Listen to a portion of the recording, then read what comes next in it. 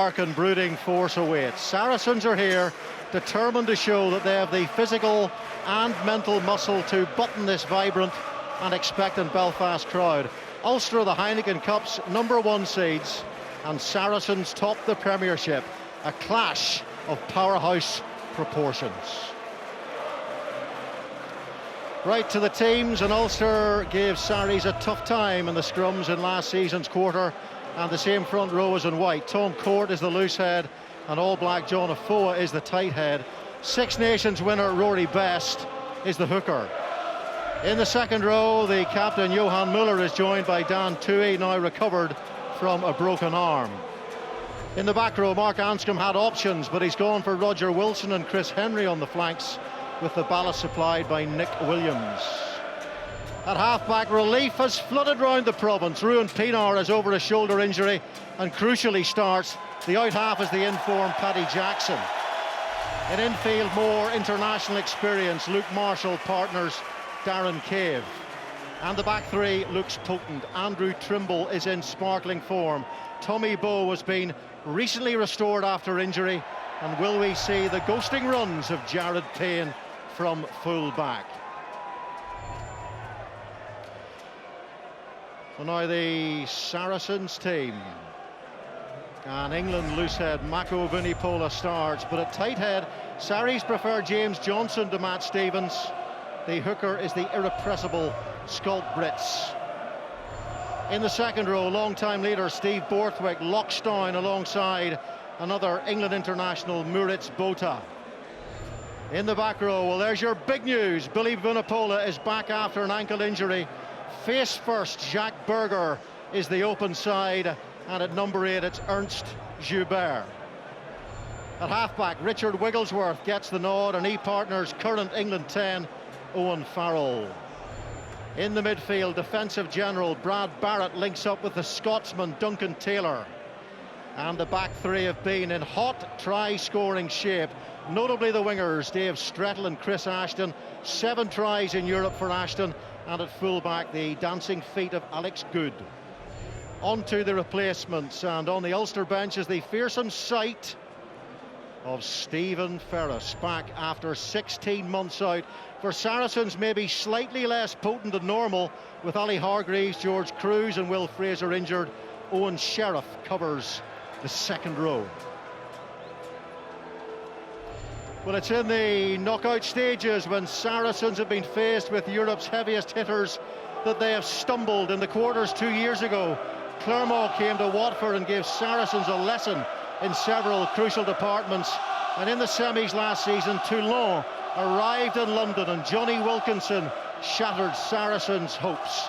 Toulon dominated in the key areas. Now the North Londoners face an Ulster side who are former champions and who were in a Heineken final as recently as 2 years ago. A box-ticking win tonight here at the howling home of Ulster may truly signal Saracens' arrival as a big-time player in the European arena.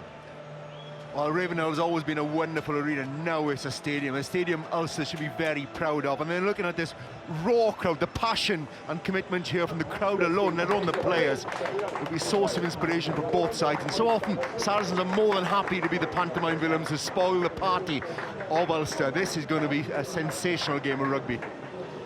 Well, Saracens did do a little bit of staggering in their pool, losing home and away to the heavyweight European tonnage of Toulouse, put away so easily earlier today by Munster. And Saracens were also pushed hard by Connacht in Galway. But here they are, dominant in the English Premiership, and now determined to show that they are maturing as a European force.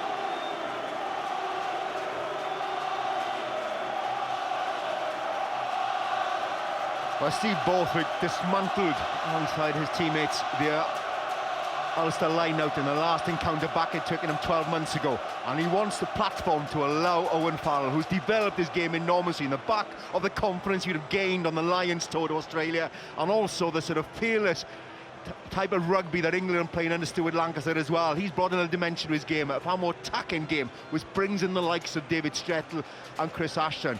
And Farrell's kicking game around that field, based on a very solid platform, with Saracens nearly always produce, particularly from the line out, really try and cause problems to Ulster. Well, the question is, can Ulster utilise the significant background noise that is fresh-faced Ravenhill as a white-top wave to carry them forward into a semi-final with home country advantage? Ulster losing finalists in 2012. And of course it was Saracens who put Ulster out in the last 8 last year. The acrid whiff of revenge is in this Belfast air.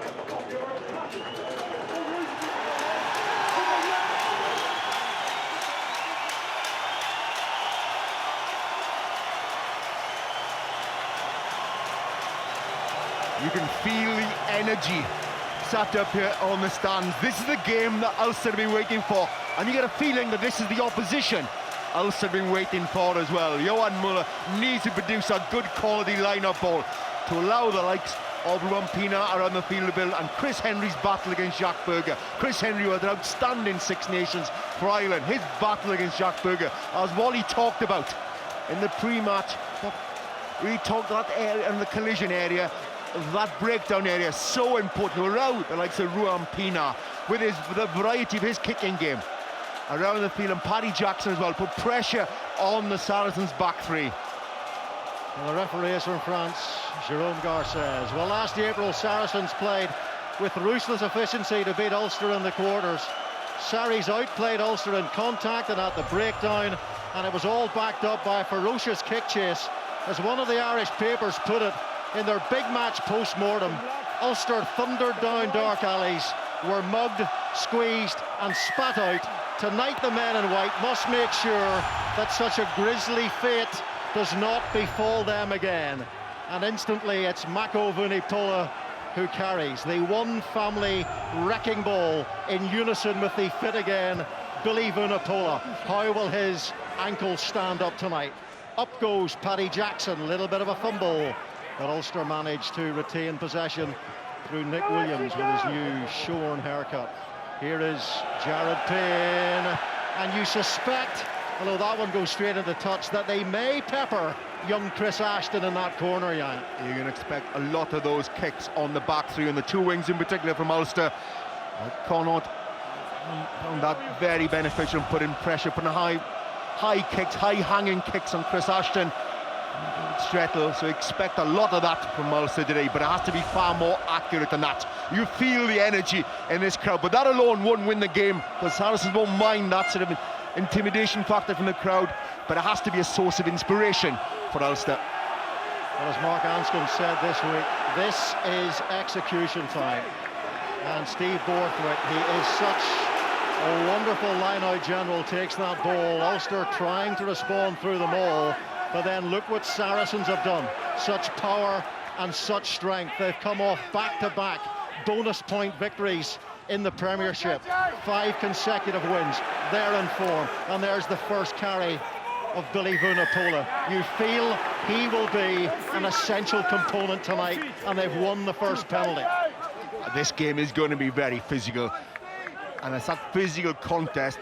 Sides really have to try and win, trying to impose themselves in the opposition. We've seen Vunipola then carry in. Again, an attempt at a driving line out here. Ball well won by Borthwick. Again, good initially, good shove back from Ulster, but he saw they concede a 45-yard drive from the Cardiff Blues last week. They won't want that to happen to them tonight, not against this Saracens pack. But Vunipola has been brought in, and Saracens will be delighted to have him on the field. Those good 2 or 3 yards he makes after the initial contact, so important. The good quality of ball in the back on that, and that forces the penalty from Rory Best, who's always good at the breakdown, but that time a little over-eager. Owen Farrell, top point scorer in the Heineken Cup in Saracens history. He's now well past Glenn Jackson, 282. And here is a man who generally does have ice in the mind.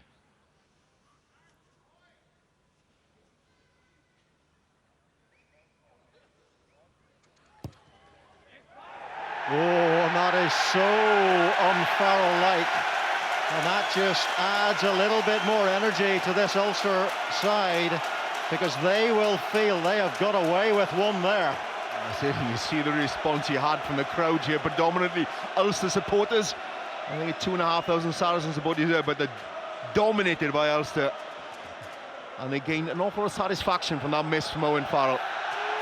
That ball took a long journey through the air from the restart. Here comes Billy Vunipola again. Superb against France in the Six Nations. Ironically, injured against Ireland. John Afoa gets his hands to the ball. Well swept up by the captain, Steve Borthwick, retiring at the end of the season. He wants to finish with a Heineken Cup or a Premiership. Of course, Saracens in good shape in the Premiership at the moment. Top of the English League by quite some distance. Here's Nick Williams. Has been struggling a little bit to find form of late, and Ulster need him to be in top form tonight against the threat of Vunipola. In comes Alex Good, challenged by Jared Payne. What a shuddering clash that was in mid-air, and Alex Good does not look good straight away, and you can see the annoyance on the faces and in the body language there of the Saracens players.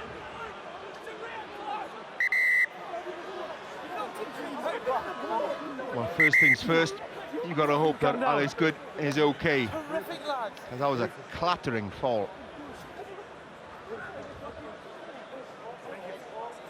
Eric, tu veux revoir le plaquage, s'il te plaît? Ou contact en l'air. Oui. Well, I don't like the look of this. They're straight away calling for a stretcher, I think. Alex Good flattened his back with his arms prostrate. Let's see just how bad it was. He was in the air when he was hit hard by Jared Payne. There's no question about that. Both feet off the ground. And that was a horrific fall from Alex Good. Oui. Tu veux voir les images? C'est quoi ta décision? T'as vu? Le blanc ne monte pas au ballon, le joueur est en l'air, plaquage dangereux du 15 blanc. Yeah, that was reckless. Le joueur noir, Payne, you have to have it as a duty of care with those sort of kicks. A high hanging kick, plenty of air time.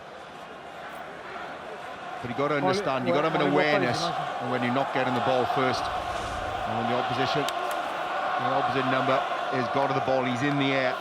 You have to have an awareness around him and what's likely to happen in that collision. Well, Joe Schmidt talks about emotional lucidity on the big occasions like this. You just wonder.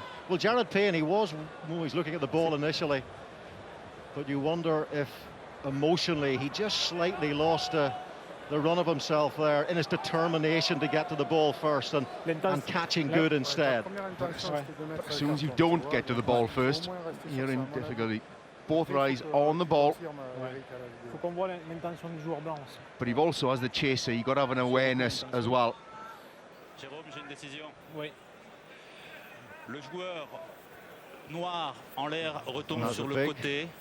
Screen in the corner of the stadium here, so Jérôme Gar says will have had several clear looks at that himself across the ground. He's about 50 metres away from that screen. In fact, there's screens in both ends of the ground, so he will have had an excellent opportunity to make a synopsis there. And Jared Payne, concerned for his opposite number, and also concerned on what the decision of the referee and the TMO will be. Eric Ozan. Eric, il faut bien analyser, parce que nous on voit rien. Il faut bien analyser l'intention du joueur blanc. Well, when these two met in last year's quarter at Twickenham, it was Owen Farrell who made all the difference, getting 17 points. The tries from Fraser and Ashton.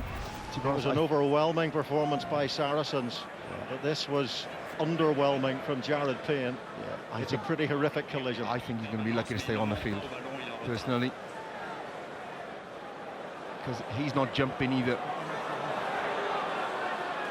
Yeah. He'd have a better chance if he was jumping in the air.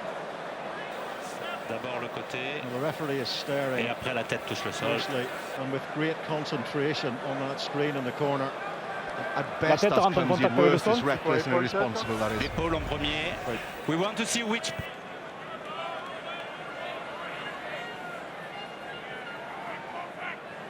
Il te le renvoie, il te le renvoie.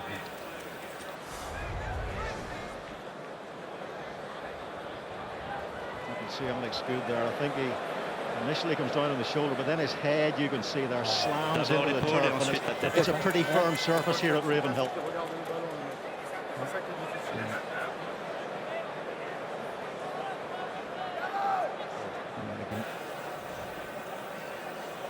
From his reactions there, that's Jérôme. not good. Well, the referee's obviously taking his time because he wants to make Ouais, sure mais that je veux the revoir. staff go through their Tu veux revoir attempted quoi? routine with Alex On a Good, le who temps, is on a le temps de now son joueur est blessé. Tu veux revoir quoi, la totale? Ouais. Vitesse réelle ou rapide? Ou normal? Ou There's ralenti? no doubt about it, with 4 minutes gone. Non, normal avec le ralenti. Saracens are going to lose their international fullback. Qu'est-ce que ça me passe, Marc? The other question Ça is repasse. what is Ça going to repasse. happen to the extremely important and influential Ulster fullback. You just feel as if the energy's gone out over the stadium as well. In the stand, Le joueur est en l'air. this is quite a horrific fall. Well, it's good. Le haut du corps retombe, je vais être obligé. Ils vont t'envoyer le plan large.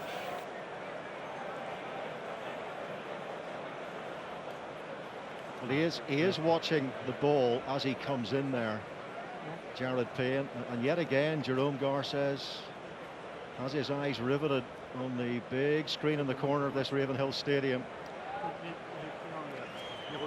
I think it would look far better for Jared Payne if he also jumped in the air, but he didn't. Jérôme, tu veux en voir d'autres? Non, c'est bon. He also knows in the context of this game, Jerome Gar says, that he's got a very, very big call. La caméra est sur toi. The likely replacement for Saracens would be Chris Wiles, who can play across the back three and in midfield as well too. Chris Wiles, who's just come back from Atlanta in Georgia, playing for the USA in a World Cup qualifier against Uruguay. So having qualified for the World Cup for the USA, he's had a couple of games under his belt, Chris Wiles, so he'll be in good shape to come on. Well, now Garces makes the slow walk across this Ravenhill pitch, and he's going to speak, I think, initially to Johan Muller. The captain walks up, and of course with him is Payne. The player India. But his eyes is on the ball the whole the play time. is India. It's dangerous tackle. No. It's on the air. The player, the contact with the ground is the head. Yes, but Red card. It's a red card for Jared Payne, as Alex Good is carried away on a stretcher parallel to Payne. And after 4 minutes of this Heineken Cup quarter-final, Ulster, catastrophically for them, are down to 14 men. But Alex Good's injury looks like a very serious one indeed. You can see David Humphreys there, Johnny Bell and Mark Anscombe, their reaction to that. But our first thoughts must be with the Saracens fullback. Certainly, we all hope he makes a full recovery from that.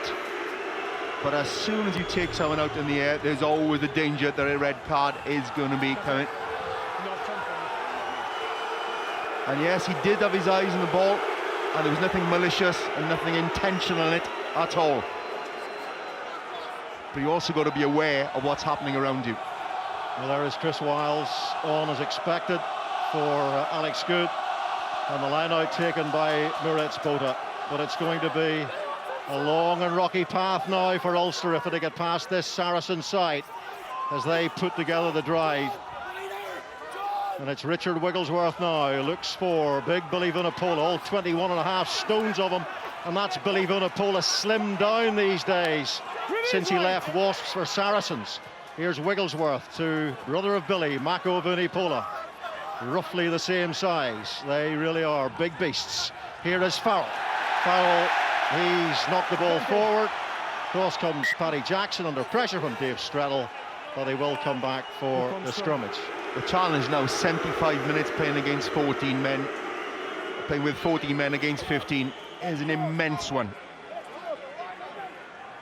There's always going to be a battle of two very evenly matched sides. Now, huge advantage of an extra man with Saracens.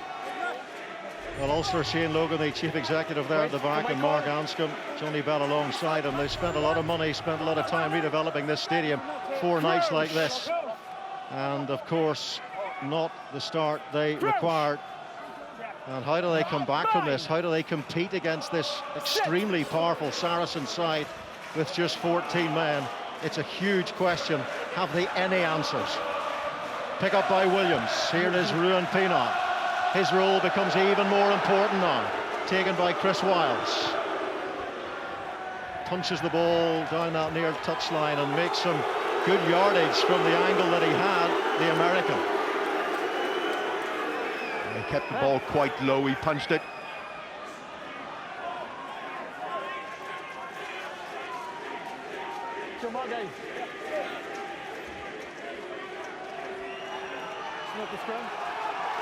Well, it's now important that there's an element of composure from both sides here as well. In control of his emotions, and obviously it was always going to be raw, the game from the outset. And now Rory Best finds Nick Williams, who comes through, but Billy Vunipola, he's quick on his feet as well, it seems. Not just a great ball carrier, here comes Ulster's ball carrier. The super tanker himself, Nick Williams. Now it's Jonah Foa, they call him Animal, that's his nickname, and a pretty animalistic carry. And Ruan Pienaar is down injured. Things could get worse for Ulster. They've just given away a penalty as well. And remember, Pienaar coming into this game with a shoulder injury to the AC joint. I was told before kick-off it didn't need an injection, but as you know, Jan, you've suffered shoulder injuries. You do not recover quickly from injuries like that. No, an AC joint. The misfortune of popping both my AC joints and a couple of shoulders as well. That is not something you recover from quickly. Ball full to the front, the pressure on from Vunipola. And it's not a huge hit either, actually. There wasn't a big collision there. Probably just landed awkwardly as he stretched out. He looks in some discomfort. At the moment, you question whether he's 100% fit. It is a huge game, and you try and get your best players out on the field. You always thought it was a risk. He was only injured a few weeks ago against the Scarlets. It looked bad when he went down in that game. Taken by Moritz Boda. Pienaar stays on the pitch, but for how long? That's the question. Here's the drive again by Saracens. Surely they can take advantage of 15 against 14 here. James Johnson, another monster in this Saracens pack, carries the ball, the tight head.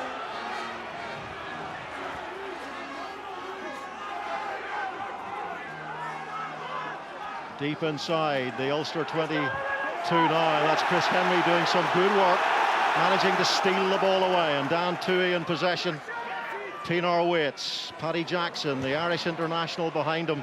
Doesn't catch all of that kick, but the bounce helps him. But they're away quickly, are Saracens. Through straddle to Chris Wiles. The tackle by Johan Muller. Rory Best is now down getting treatment. Here is Owen Farrell. Fires it out to Sculprit, such a tremendous runner. Rory Best is up and hobbling. Here is Pienaar. So a man sent off, and 2 absolutely critical members of the Ulster personnel are now injured. Here is Chris Wiles. He launches one high. They like their kick and chase. They've usually got great line speed. And there is Duncan Taylor. Wonderful chase of the ball by Taylor. And away goes Tommy Bowe, and Tommy Bowe has released himself from the tackle. Will it bounce for Pienaar? And down in the ball goes Wigglesworth, and now it's Mako Vunipola who sweeps up for Saracens. Wigglesworth to Farrell. Here is Brad Barrett. And now it's Duncan Taylor, looks for Chris Ashton. 7 tries in the Heineken Cup this season. Luke Marshall makes a good covering tackle for Ulster, and the ball is in touch. Well, this stadium is reaching boiling point at this moment in time. But he saw evidence there of what Tommy Bowe can offer Ulster. An ability to pick those really acute angles, pick the ball off the scrum half, pick up and go, identifies, he scans, he looks for an opportunity, takes on Jack Berger, beats him. Unfortunate with a kick, just bounce it off. But this is where the problems then arise for Ulster. Turnover ball, and again there's opportunities to counter-attack with the extra man. But this is what Tommy Bowe brings, and now he's fit. For the first time in a while, his groin's recovered, and he's always going to pose a threat in those sort of areas.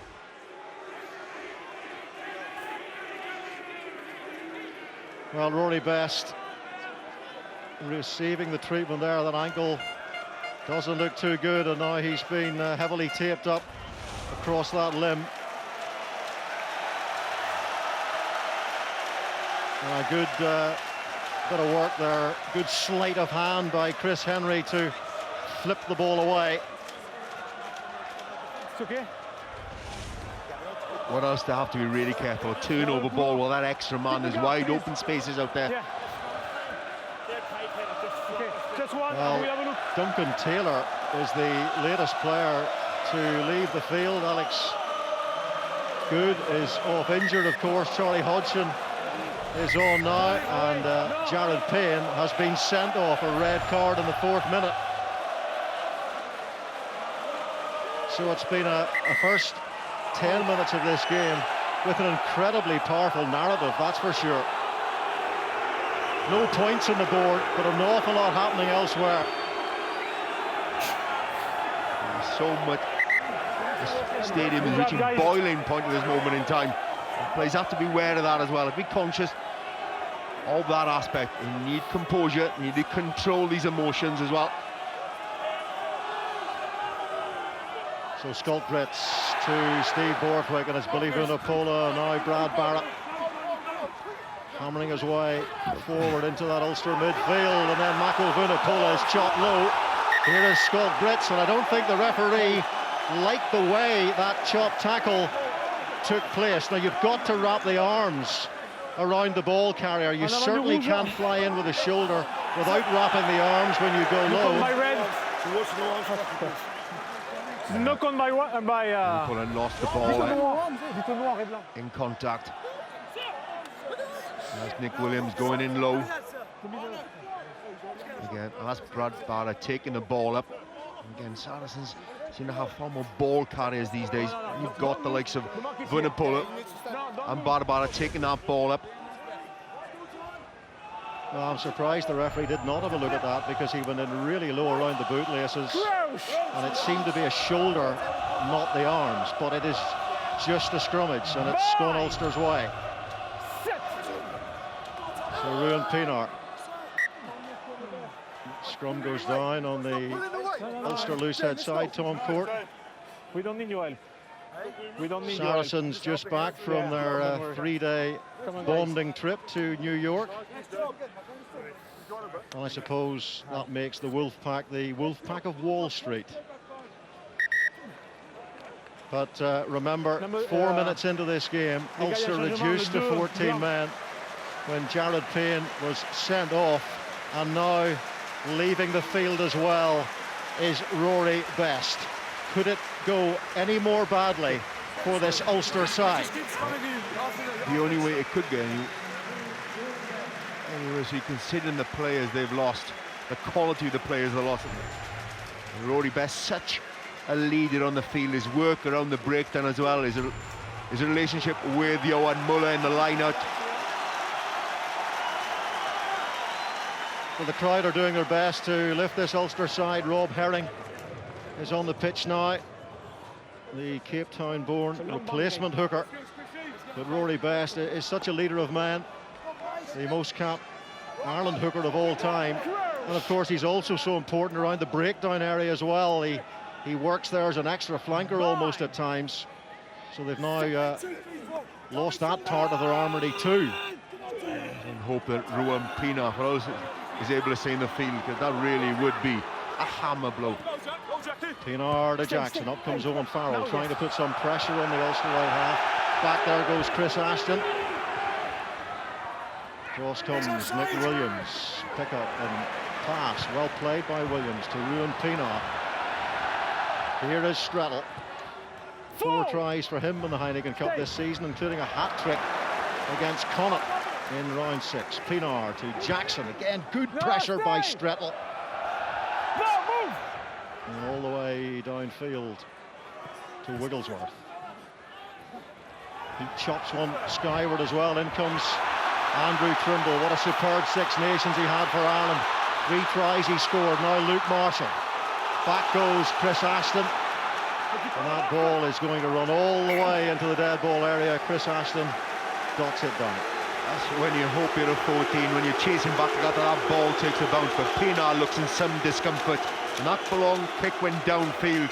He found great difficulty in passing the ball. It was a great cover for him, a great catch. But that pass, he looks in some discomfort. He's not playing 100% at this moment in time. And that'll be a huge concern. Having lost Jared Payne, having lost Best as well, and Rowan Pienaar's won 3 man of the matches in the tournament to date. That's how important he is. Well, I'll be staggered if Rowan Pienaar lasts too much longer. He can hardly pass the ball off that left hand. Not so bad off the right hand. It's Tom Court who takes it in. And Rowan Pienaar awaits, and Ulster get the penalty.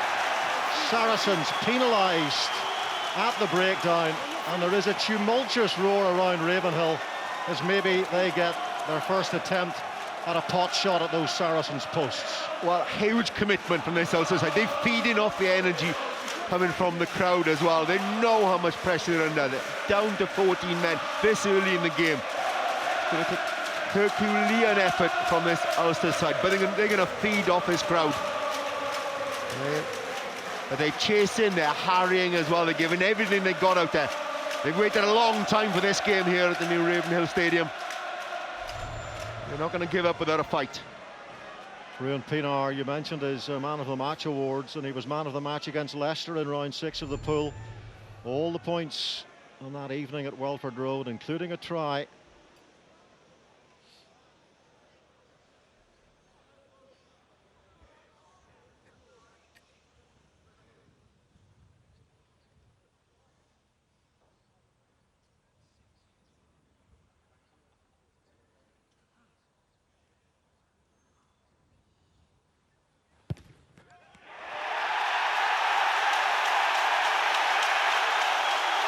Well, Pienaar may not be terribly mobile from the waist up, but he can still kick.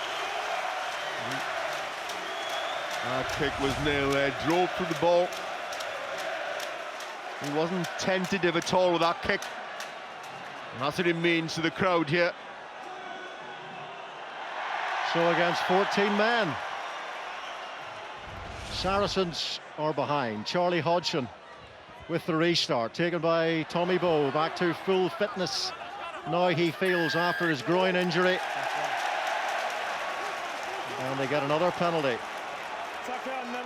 Not releasing the tackle player this time. And when you lose your 15, you fall back. You put so much pressure on the wings to cover those gaps. There are huge gaps in the backfield. You put so much pressure on the wings and your half-backs to cover those areas. There are big areas out there. Full back normally covers.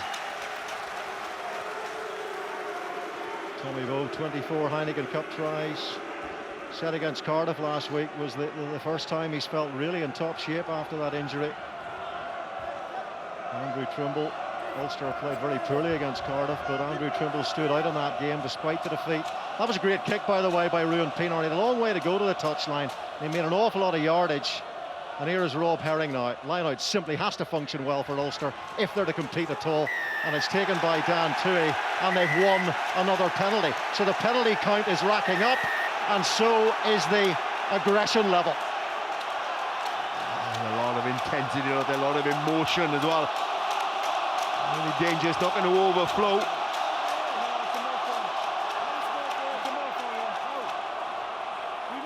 There's Steve Borthwick, as always, the peace envoy. Yeah. It's a more form, okay? You come immediately from the side, you're offside, immediately you come from the side. No one touched the ball though. Okay. We didn't touch it. But they're not too happy that they are racking up these penalties against them, Saracens, and Vunipola and Steve Borthwick there demanding an explanation from Jerome Garces. That's 3 penalties already conceded by Ulster. Vunipola looks a little bit disgusted in our opinion. He comes in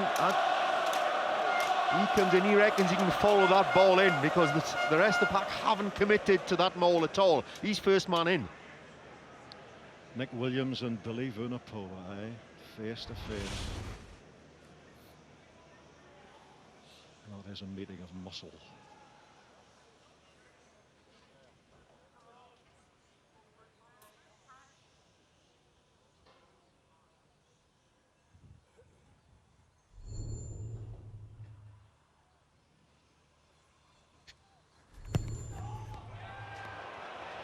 Not this time from Ruan Pienaar. He's got a very high percentage return in the Heineken Cup this season, but with only 14 men on the pitch, you feel they have to take every single opportunity against this Saracens team.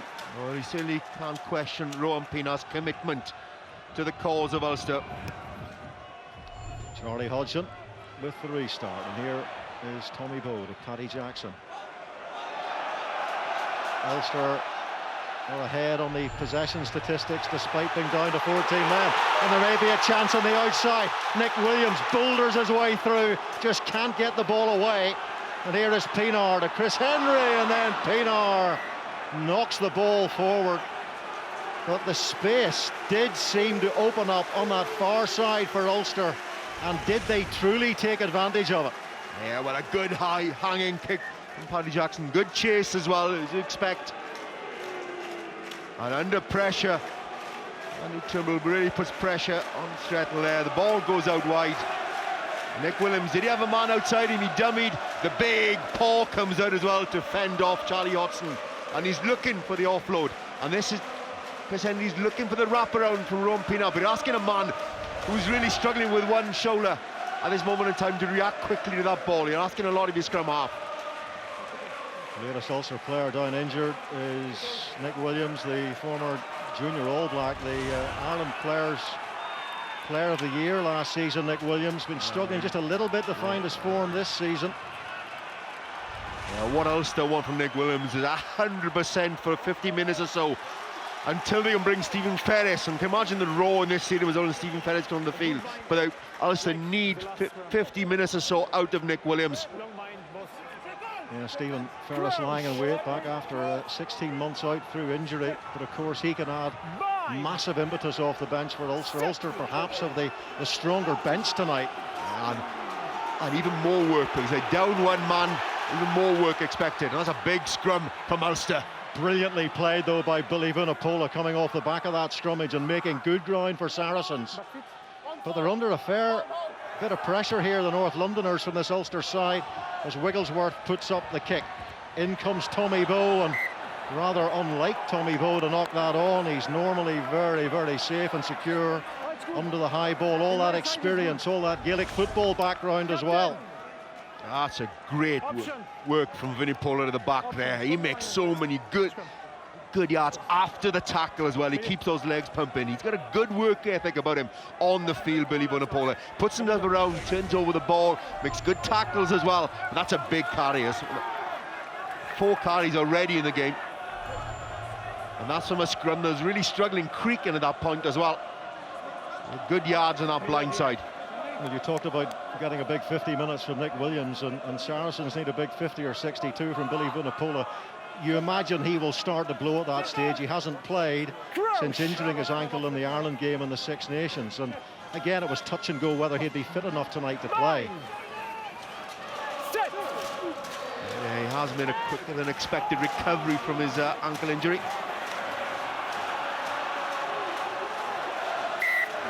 And the referee wants a reset there. This is the area where Ulster had the advantage in the quarter-final at Twickenham against Saracens last season, when Mako Vunipola was put under immense pressure by John Afoa. And Mako Vunipola in recent weeks has struggled against Kyle Sinclair and also against Jake Cooper-Woolley in league games. Yeah, that was a better one from Saracens that time.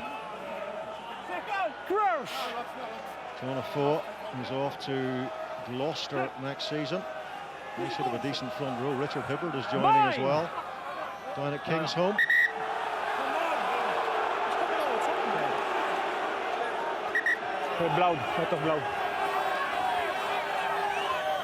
John Afoa is bleeding quite profusely there, so Jerome Garces will want that attended to. And Ulster are struggling in the prop department for replacements. They have 4 props out injured: Callum Black, Declan Fitzpatrick, Paddy McAllister and Adam Macklin. So the replacement props are pretty unexperienced. No man for an expert opinion on the front row forward play than the former Lions Test Series winner Paul Wallace in our studio. Yeah, Robbo, it's been a real fierce contest up front. That man John Afoa has been outstanding. His body position, dipping his hips, and funnily enough, it's both tight heads, James Johnson and Afoa, who have been dominating their loose head opponents. But it's got to go right to the 80 minutes. I think Rory Best going off has been a bit of an issue, but Herring has done very well since he's come on. I think Ulster are just about in the ascendancy, I think, thanks to John Afoa and his. Just look at his positioning now when he hits, the way he dips his hips. Very few props in the world can do that. It was interesting too that Saracens decided to pick James Johnson on the tight head instead of Matt Stevens today.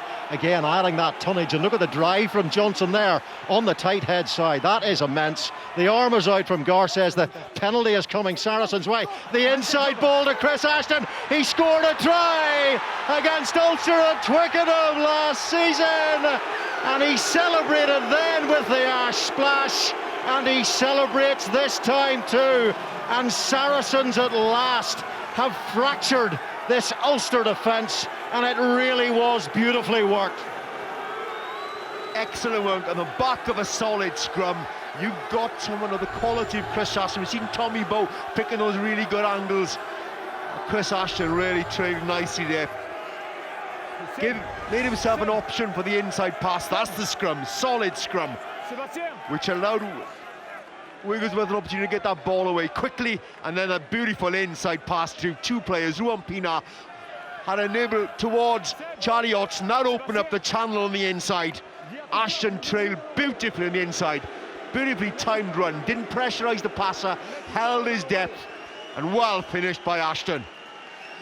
Well, a great score by Saracens. Not sure the Ulster crowd appreciating the showman in Chris Ashton, but that is his 8th try in the Heineken Cup this season. He's only 1 short now of the all-time record held by this former Swansea player Matthew Robinson. And can Owen Farrell now add the extra 2 points? Missed his first effort.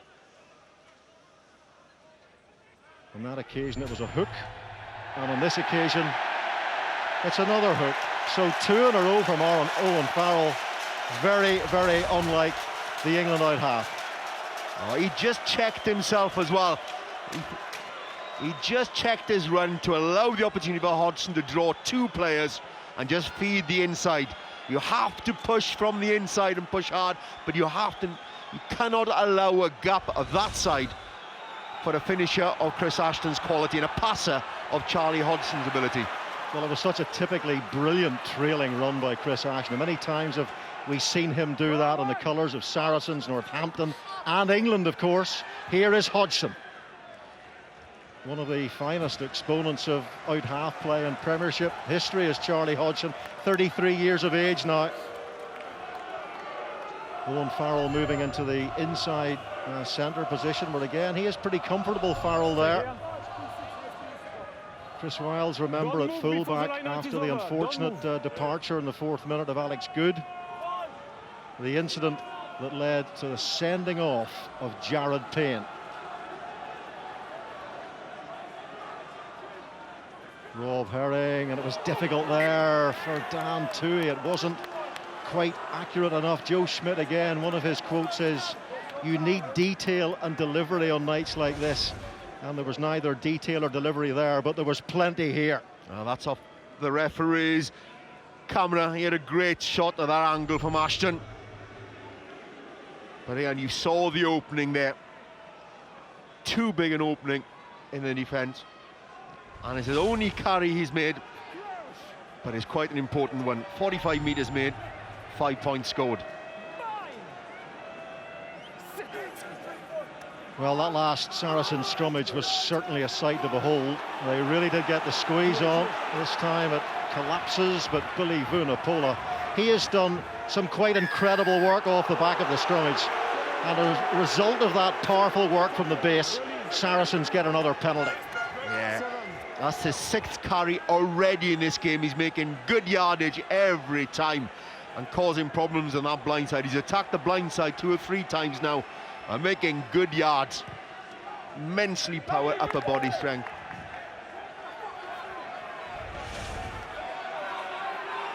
And again, he's got 6 on his back, but he's packing down at 8 on attacking balls. So they're using his power, his ball carrying ability, Saracens, and to great effect.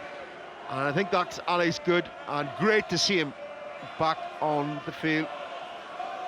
You know, he sat in the dugout, and you can see what he means to his teammates as well. That's good news for Alex Good. Yeah, fantastic after such a sickening blow. Here is Wigglesworth to Charlie Hodgson, and now it's Farrell and trying to make use of the extra man on the wide outside. But away goes Tommy Bowe. Back goes Charlie Hodgson along with Scott Brits. Need the bounce here, Saracens. Brits gets the bounce, but put under pressure. All he can do is scurry across the touchline. A terrific cover by Scott Brits. That's when you want to hook up his sort of pace. That's a threat. It's again loose ball. Tommy Bowe is there. They'll pick it up. Oh, that's a poor pass, poor execution there. Kick down the field. I thought he might have kept that ball in hand and taken on Charlie Hodgson, but he put the kick through, and that's a poor pass to be that far behind David Strettle. That's the chase. Well, Scout Brits did exceptionally well to get back there. This is a hooker who fought his way back to secure that ball. Rob Herring, that's a better line out. Dan Toohey back after that arm he broke during the Six Nations. Takes the ball. It's Nick Williams in possession. Great roar around this new, fresh, extended Ravenhill. Brand new stadium, 18,000 capacity. And they need every single one of those 18,000 fans to help them with the cause here. Listen to that noise. It is ear-piercing. Trying to control them all. That's Pienaar. Oh, and Paddy Jackson took his eyes off the ball there. But the referee is coming back.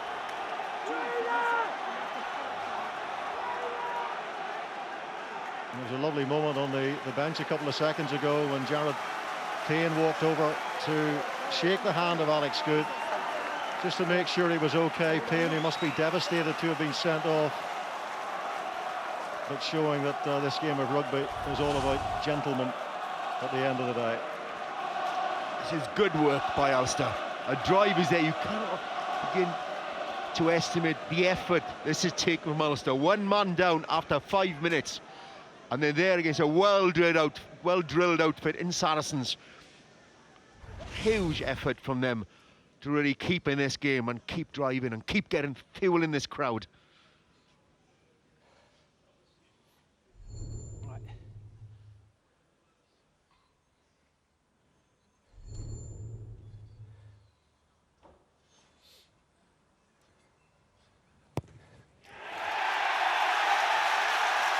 Well, pretty remarkably, despite playing 25 minutes with only 14 men, it's Ulster who are in the lead.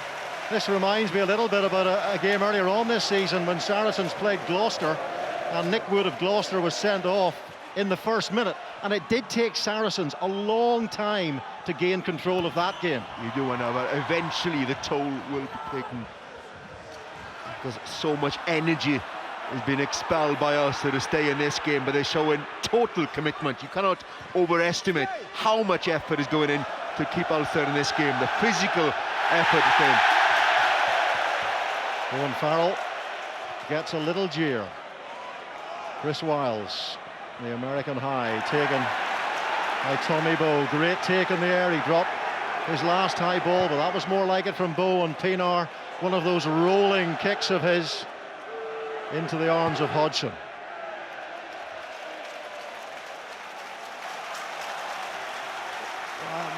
Tommy Bowe is such a great exponent in the aerial game. He climbs really well. He's got great hang time and great awareness of what's around him.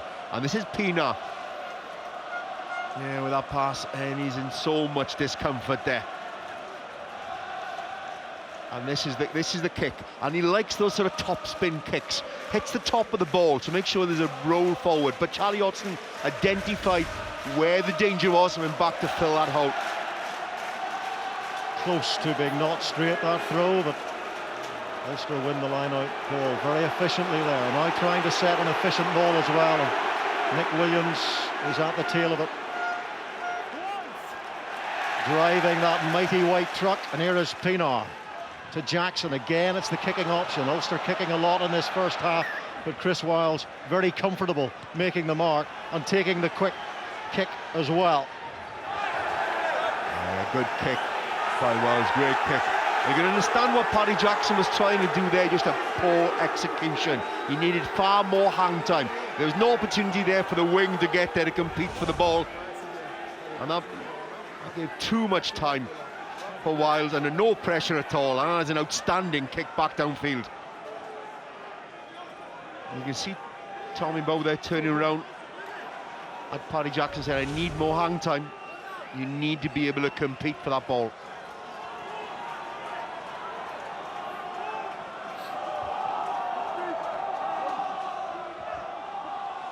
Herring this time to the tail. Muller had moved back. 34-year-old South African, World Cup winner in 2007. Here's another World Cup winner, Ruan Pienaar. Again, just a little bit too much depth on that kick, making it easy for Billy Vunipola, and Chris Henry and Darren Cave have to work hard to bring down the behemoth. And now it is Brad Barrett checking inside. And I fancy Ulster always going to give away the penalty there. John Afoa on the ground. Ulster have to be far more accurate to the kick. They're allowing Vunipola, they're allowing Wiles so much time.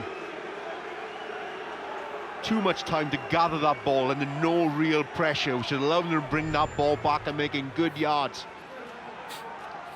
Well, you wonder how much longer Nick Williams is going to last. He's been shaking his head.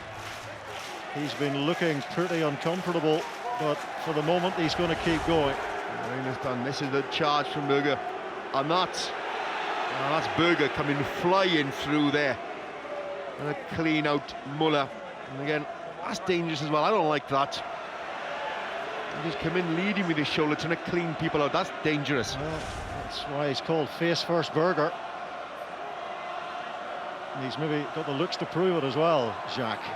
Taken by Borthwick. Good take in the line out by Saracens. They've been brilliant in that department through the seasons, and they've been a good mauling side as well. 7 points clear at the top of the Premiership. Really dominating in their home league and really dominating this maul. And it's very difficult to stop a maul like that legally. Here is Charlie Hodgson. Now it's Brad Barrett who steps. Ulster's midfield defence has to be sharp. There appear to be numbers beyond him there, Brad Barrett. And Ulster do well again in contact. Here is Pienaar, and he saw the space and cleared well for the men in white.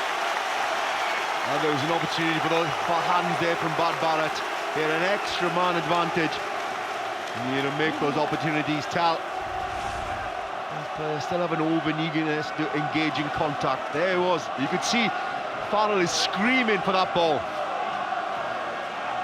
There was at least at least one man extra. Yeah, they have plenty of personnel on this left-hand side of the pitch. Good ripping work in the tackle there by Paddy Jackson to win the ball back for Ulster. Again, it's a great line out. Ernst Joubert takes it now. Charlie Hodgson, Barrett on the wrapper. A great shuddering hit there by Andrew Trimble. He read the play brilliantly. Here comes Muller, and now Henry. And here is Darren Cave. Back there goes Wigglesworth. Luke Marshall has to play the fullback role, now vacated by the red-carded Jared Payne.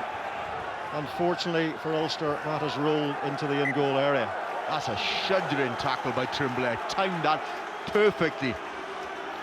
Sometimes with those wraparound passes, if you can figure out who's going to get the ball, you can pick him out, and that was too telegraphed and beautifully timed by Trimble.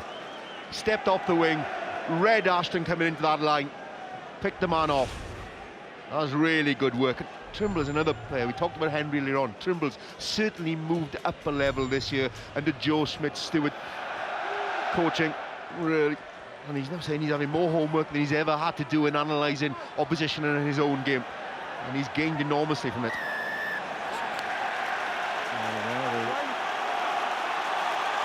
Whistle has gone again for a penalty to Ulster. And there's some communication, I think, from the touch judge on this side, but Jerome Gar says feels he has every option covered here, and the option now for Ulster is to go for the posts to extend their lead into half-time. Well, a heroic effort from Ulster, although there's no doubt.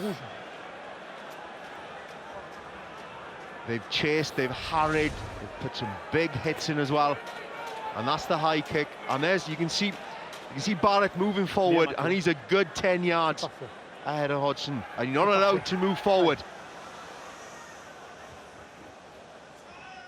You have to be seen still to be moving backwards. You can't go forward until someone... Well, he's just about at the extent of his range here as Pienaar. If there is a breeze, it's probably at his back, swirling around in Belfast this evening. 2 from 3 for Pienaar.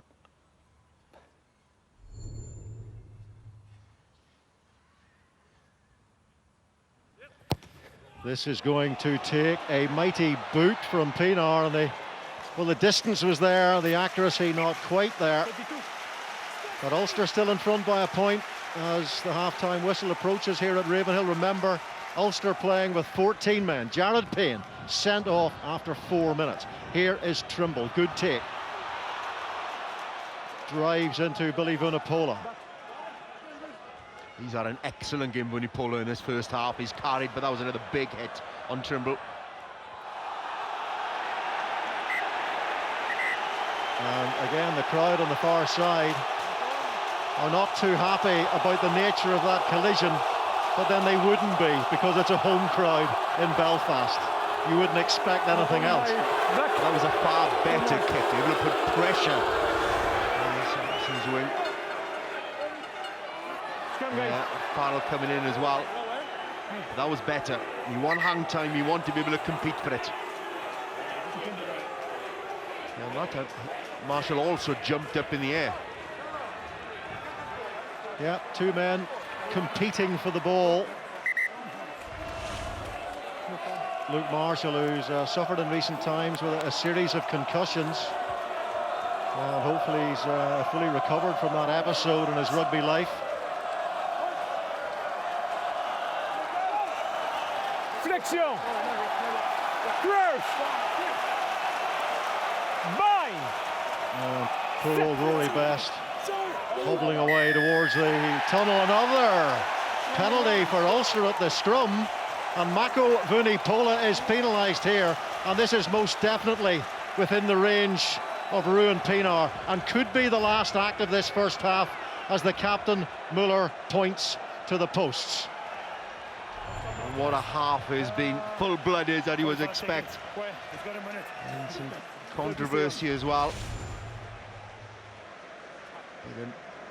Ulster have done so well. As Wally touched, you see Vunipola's knee going down, being penalised. It's great work once again by John O'Foe. 20 seconds. Look at the clock here.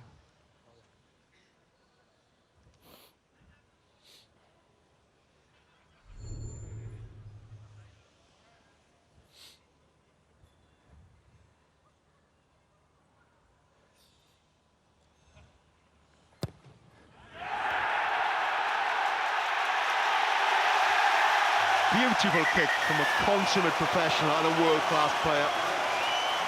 He's nowhere near 100%. I think you heard there the new enhanced Ravenhill roar. And that was the last act of this first half, the story of the half. The sending off of Jared Payne after 4 minutes, taking Alex Good out in the air. Then the departure of Alex Good on a stretcher.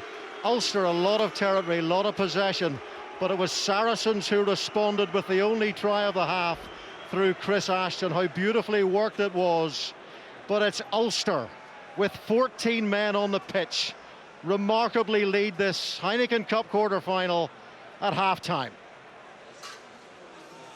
An extraordinary first 40 minutes. The first thing to say is it is great to see Alex Good up and about and on his feet, and that is a relief for everybody, not least, I'm sure. 18 men on the pitch for the next 40 minutes. But the crowd have been immense in that first half and have really helped drive Ulster into this lead. The crowd have been immense, and of that is no doubt. And they are the 15th man now, rather than the 16th man. Owen Farrell with the restart, and Tommy Bowe, who's played a fair bit of rugby at fullback, takes the ball for Ulster, and Pienaar, who has lasted a lot longer than we possibly thought when he was grasping his shoulder after the first few minutes of this game. Charlie Hodgson is wrapped up. And again, Ulster come crushing into the breakdown and win the penalty. Immense commitment yet again. And Pienaar is away quickly with the penalty to get it as near to the corner as he can. High hanging kick there. You see Charlie Hodgson, you've got to make an effort to get back on your feet. You can't just roll around on the floor and try to avoid the opposition from stealing the ball off you. Again, you can see that wave of white jerseys coming towards him, and he keeps rolling, keeps moving around. And he can't do that. But that's Rowan Pienaar, not 100%, but always alert to the opportunity to drive that ball down into Saracens territory. Well, Ulster came into that breakdown with an almost inhuman frenzy, and here is Muller, the captain, and they will need their skipper in this second half if they're to hang on to this lead, and they form the drive, inching their way into the Saracens 22. Nick Williams is at the tail. It's inch by inch stuff from Ulster. Moritz Botha flops to the ground underneath that maul. It's Pienaar to Luke Marshall, runs into big trouble. Williams tries to clear out, helped by John Afoa, and now it's Pienaar. Here's Chris Henry. Tremendous in the breakdown in the Six Nations. Here is Pienaar again. Now it's Dan Toohey. Saracens' defence is famed. If you saw the Bath game in the Premiership a few weeks back, the boa constrictor was on show on that occasion. Bath simply couldn't breathe. Here is Pienaar looking to add oxygen to this Ulster attack. Orchestrating really well. Again, the pack are doing the hard work. They provided him a bit of a platform. They're working really hard and secured decent ball. And he's looking for an opening, but again, they're one man short, so they run a short, especially Jared Payne, who would normally pick those nice angles off the scrum half. And Johan Muller really has leading by example. Keeping the pressure on Saracens. They want to play the game in Saracens territory.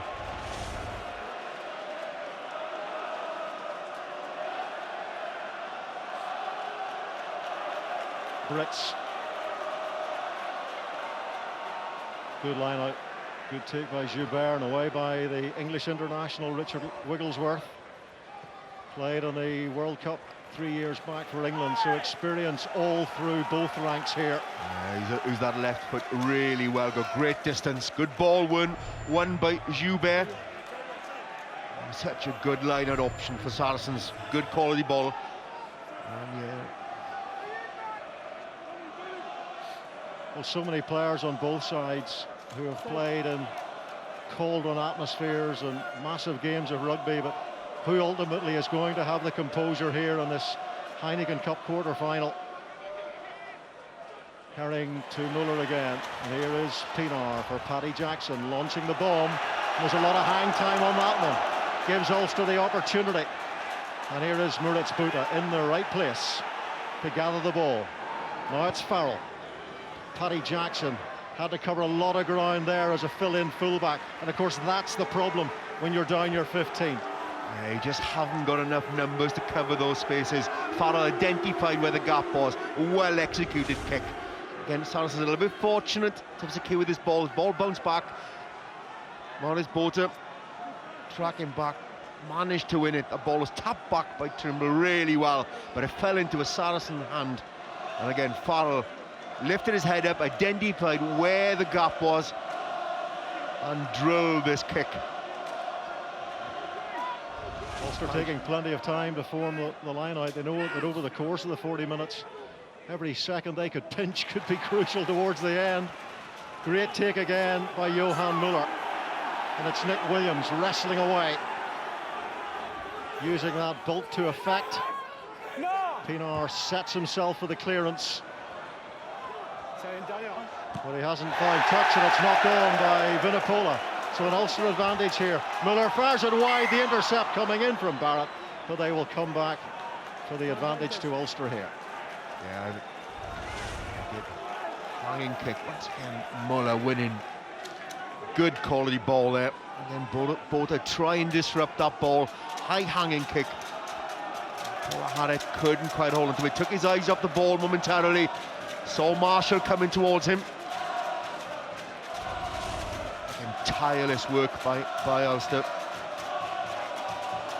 20 stone 7 he is, Billy Vunipola. Saracens twice semi-finalists, looking for a third. 2008 they lost narrowly to Munster, and last season when they lost to Toulon, all 24 points in a 24-12 defeat from Johnny Wilkinson.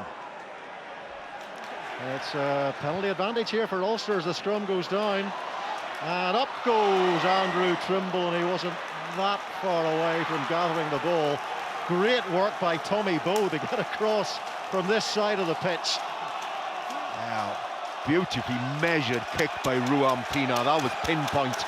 Allowed Trimble to go compete for it.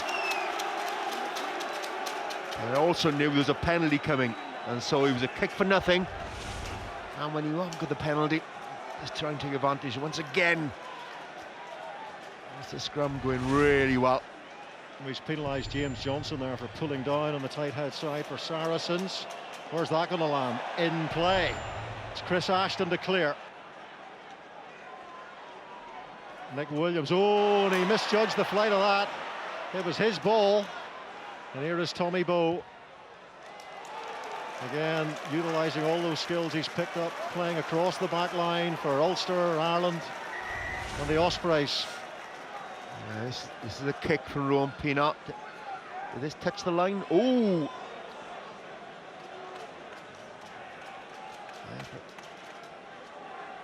No, just, yeah, didn't touch the line. That's the right decision by the official. That was close. Well, no patience for James Johnson having given away that penalty, because he's immediately been replaced by Matt Stevens. Matt Stevens, twice a Lion, 2 World Cups, and you know, both benches are very strong, and to be able to bring on a player of the experience of Matt Stevens, well, it's a fillip for Saracens as Brits finds Botha, and now here's Wigglesworth for Farrell now, and Billy Vunipola thunders it up in the middle of the park. Richard Wigglesworth, here's Farrell again. Fires it out to Scott Brits. He's tremendous in open play. He's got a sidestep like Shane Williams, and he's got away from several defenders. Now they are on the front foot here, are Saracens. Wigglesworth, remember Ulster, down to 14 men, and they should take advantage of it now. On the outside, here's Joubert. Tremendous cover tackling. The scramble from Ulster was immense, but here goes Vunipola. They're a couple of metres short, and there are so many players on this outside channel, but again Ulster taking the risk, firing up out of the line to cut down the options for Saracens, but there may be more options coming their way, and it's Moritz Botha who rumbles across the line, and there was that feeling of inevitability there, the exhaustion in the Ulster ranks, trying to defend with a man down. And that extra man really took its toll eventually on a desperate Ulster defence. They were scrambling across from one side of the field to the next. One of the key aspects, Vunipola was in evidence a couple of times, but they were stretching this defence, always finding that space on the outside. The great stepping ability of Scott Brits, you have to make that tackle. Tom Court had to make that tackle to stop Scott Brits at that moment.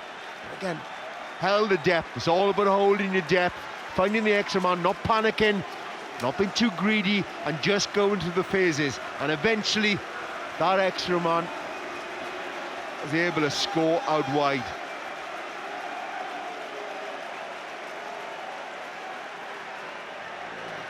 Just beat the outstretched hand of Tommy Bowe. It really was an exceptionally well-delivered pass. Well, he lasted as long as he could. He showed great bravery and courage, did Pienaar. Perhaps he wasn't fit to start at all, but he wrestled his way through 49 minutes, and he's sitting beside Rory Best, and two of Ulster's talisman now have departed. Well, Ulster have been kept in this game to a certain extent by the erratic kicking of Owen Farrell, normally so assured off that kicking tee. Yeah, Rowan Pienaar, a huge effort for Rowan Pienaar. I said, I mean, anywhere near 100% fit. But that missed opportunity from Owen Farrell really keeps Ulster in this game. 1 point in it still. It's unbelievable to think they've been playing with 14 men since the 5th minute of the game. 10 carries now for Billy Vunipola. And for a man who hasn't played for 6 or 7 weeks, he's done incredibly well as the big Saracens number 6. To make such an impact on this game. And in comes Jack Berger. He makes an impact on every game as he tackles Tommy Bowe. Paul Marshall is on for Pienaar. Paddy Jackson. Again, that's a well-judged kick from Paddy Jackson. Chris Wiles comes in and picks up. And there is Jackson. Much lower trajectory this time and finds it way into touch. But Saracens were keen to go quickly there. But Jerome Garces says the ball has come off a hand, I think. Touched in flight. He says it was touched in flight, I think. It wasn't about the quick throw. It was a hockey kick. The black touch the ball. Came off a Saracen's hand.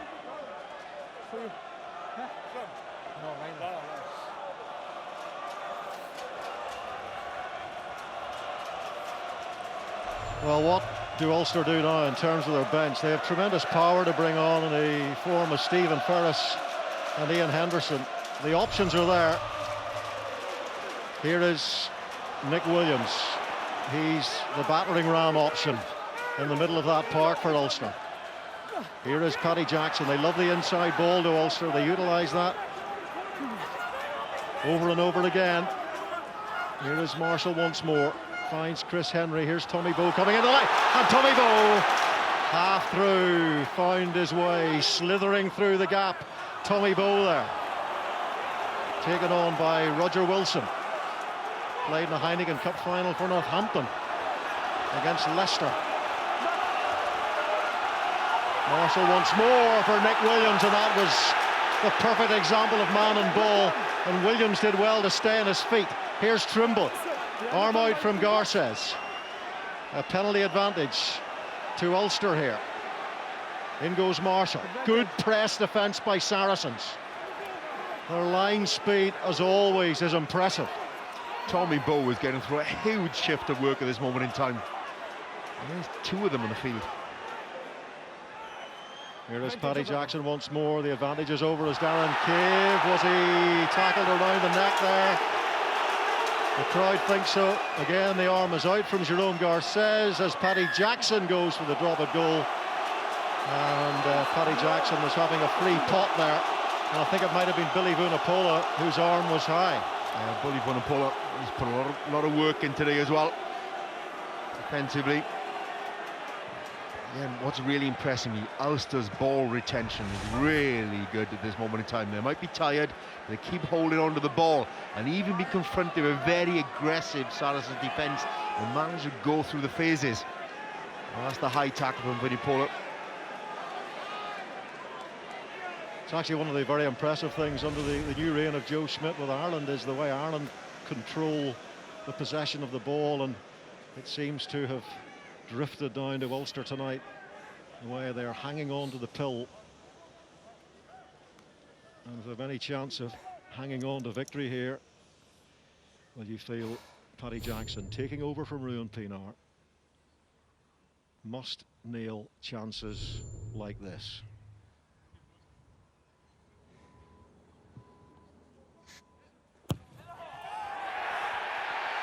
Oh, so close from Jackson. It's not mopped up yet, and it is now by Brad Barrett. Saracens had to stay focused there. Yeah, Brad Barrett very alert there. That ball could have bounced anywhere. And then the chase, the hunger was there to fall on that ball, but Barrett was very alert.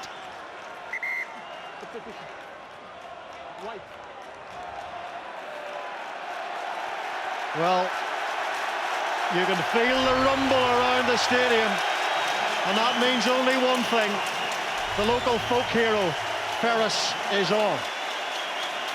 Yeah, Nick Williams has worked really hard, given his all. His 55 minutes coming up, just about what they expected from him. And what this has also done is picked up the crowd once again, because Stephen Ferris is now on the field.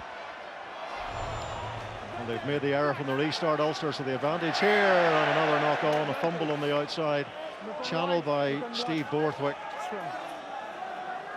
Well, Stephen Ferris, the one-man punishment squad. You need thick oven gloves to keep a hold of this man.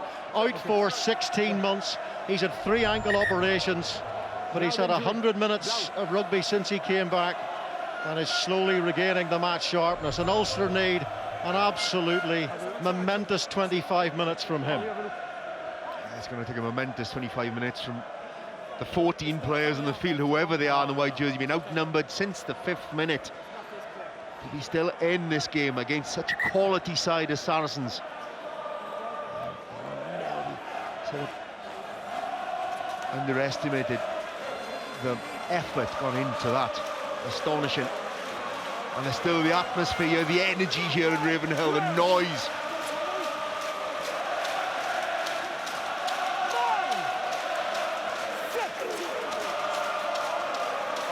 Well, Ulster won their last 11 games at Ravenhill, but their last Heineken Cup defeat significantly was against these men, Saracens, at Twickenham last season. And Saracens, of course, they're the side who are trying to kick on in Europe. In 2012, they lost to Clermont and Watford, and after that, Mark McCall admitted they had work to do if they were to compete fully at this level. That was reinforced in the Toulon semi-final loss last season. The question is, can Mark McCall Saracens move on to that new level in Europe? And that's the challenge, isn't it? Because everyone's moving forward, you have to move forward with them.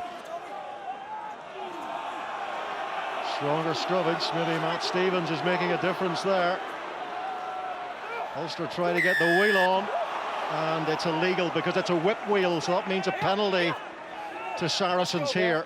Ulster in the ascendancy in the scrums in the first half. James Johnson was penalised in the second, but maybe now we will see a little bit of a sea change in that department.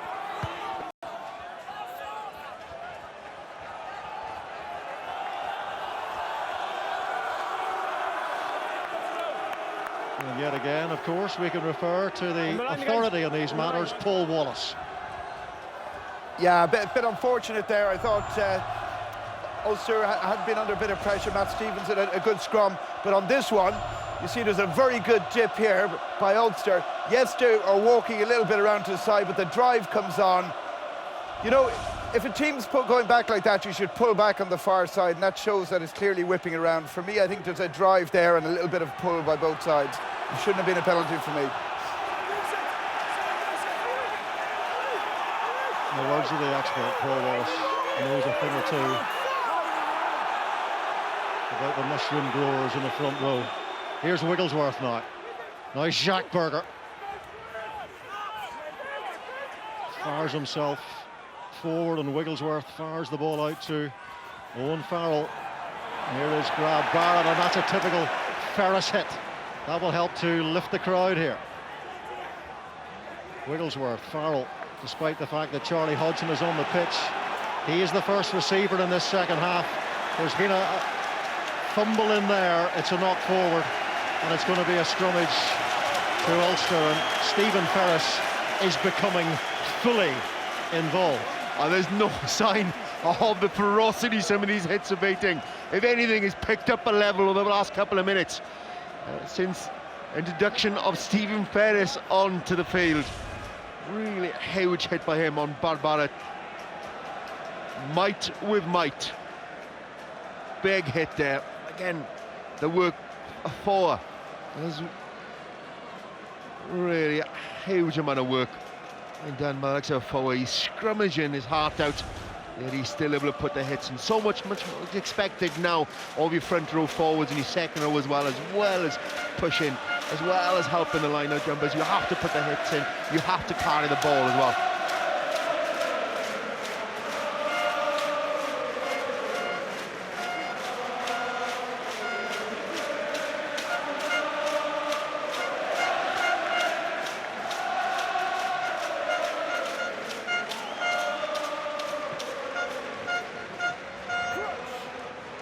The Ulster male voice, choir and full voice there, all 18,000 of them. In it goes from Marshall. No, stay.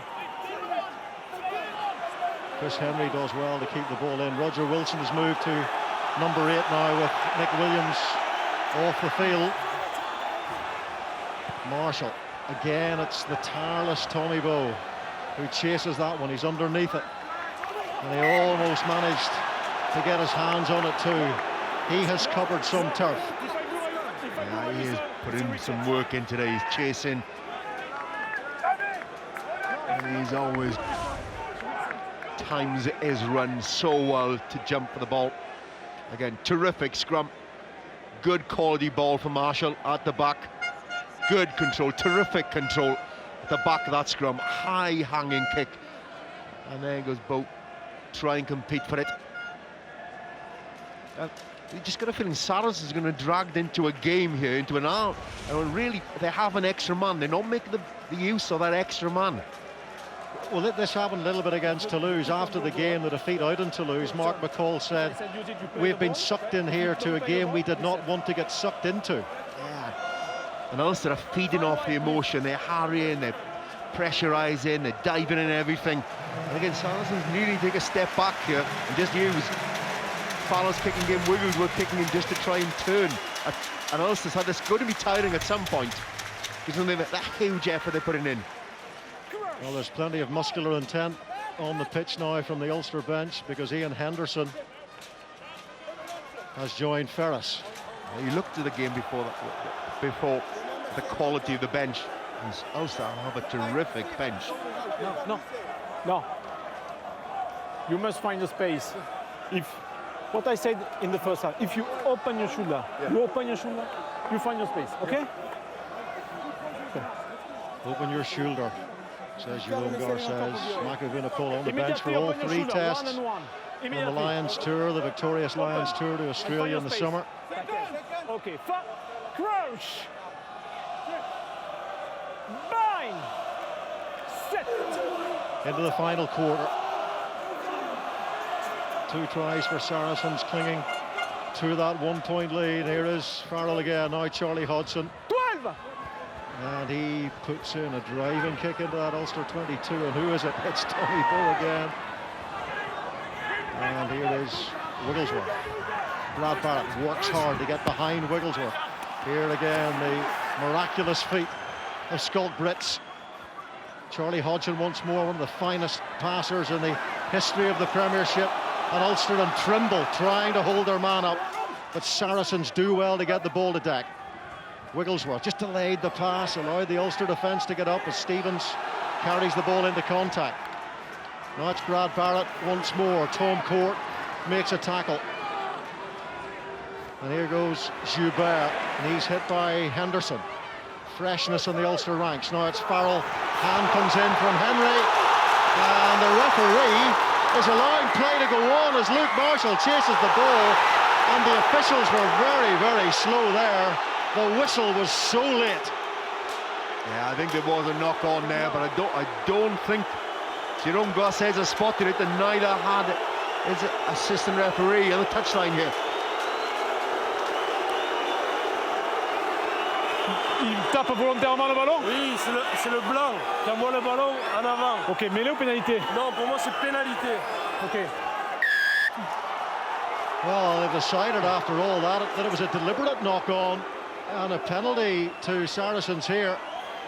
And just for a second or two, Ulster felt they were away there. They thought the officials had missed it all. Well, I think they had initially. Perhaps it couldn't quite cure each other. But this is the change of direction from Farrell, looking to attack that wider channel. Whether or not he went to grab for it or not, but he certainly shoved the one hand out there. Yeah, Chris Henry it was.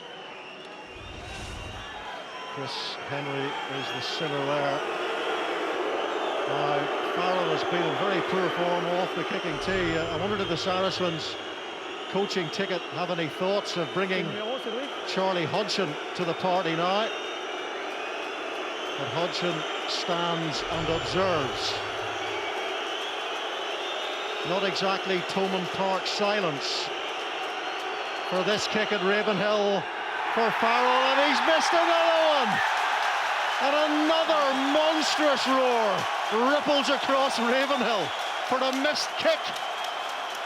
It's probably going to be time now for the captain to make a call and said, right, let's change a kicker, because these missed kicks are keeping Ulster in the game. And a challenge for Ulster, well, that knock-on, that deliberate knock-on from Chris Henry. They have to keep the press going. They're disrupting Saracens at this moment in time with any fluency in their game. But again, they keep coming. Scott Fritz, his running has been sensational with ball in hand. How many defenders has Scott Fritz beaten on his own? Look at Chris Henry at the breakdown. He had his hands in there, he had to release. Now it's Farrell, considered releasing to his right, but he's decided to take the ball into contact. Here is Joubert, releases the ball to Makovunapola. Dangerous times here again for Ulster. Richard Wigglesworth comes off. Billy Vunipola, it's gone backwards though. Borthwick. Captain Bath to the Amlin Challenge Cup win. So he is European success, and here is Barrett, and they may get some success here. Again through Chris Ashton, who reaches for the line. Of Ulster just managed to stop him getting there. Farrell fires it out, here's Vunipola, and here is Chris Wells. And Jerome Garces is on both knees in the own goal area, and somehow, almost impossibly, Ulster have held that up. Well, whether he scored or not, Turner's defence is astonishing from Ulster this moment in time. Scrambling defence, some of the big hits all over the field. Players in red jerseys and in white jerseys dotted all over this pitch. Such the ferocity of some of the hits, as the desperate defence on both sides. But this is Brits at his best. Open field, using those feet of his to get past Perez, and that's a huge hit. Trimble committed fully to that hit. Again, that's the offload once again. Vunipola the offload, the feet on the inside, terrific tackle on the gain line.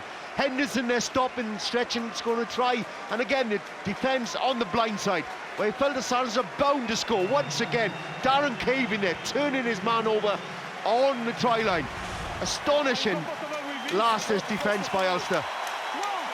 Well, Ulster, they are selling their souls for the cause tonight.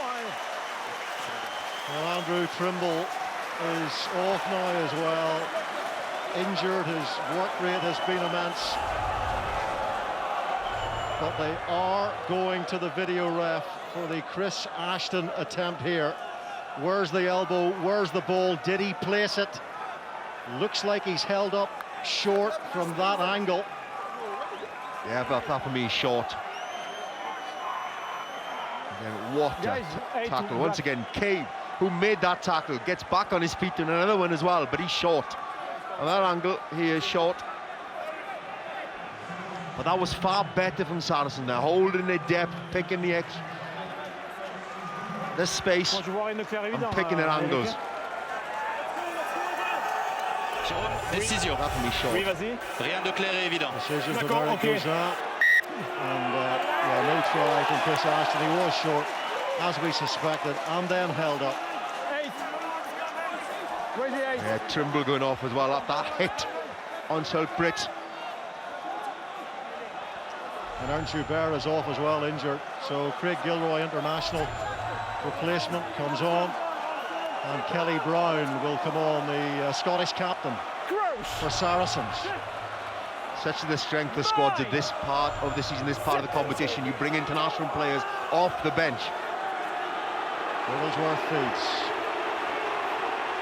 It's at the feet of Billy Vunipola, and the referee will see that one reset. No. You drive, both prop drive like this, and all the player drive like There is pure exhaustion through those Ulster ranks. Remember, they have played with 14 men since the 4th minute. I know at this level of rugby, at this intensity, a remarkable effort by Ulster to be still in this game.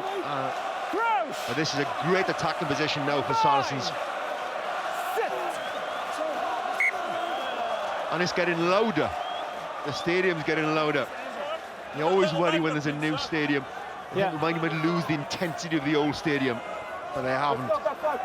Astonishing noise levels here. I don't want to see this.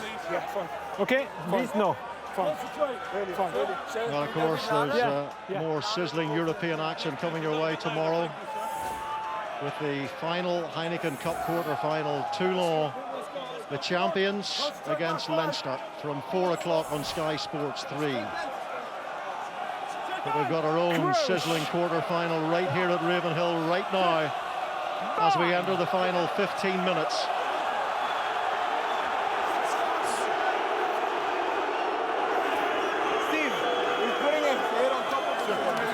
The delay, so normally a frustration in rugby union, the delay is in fact simply adding to the tension here.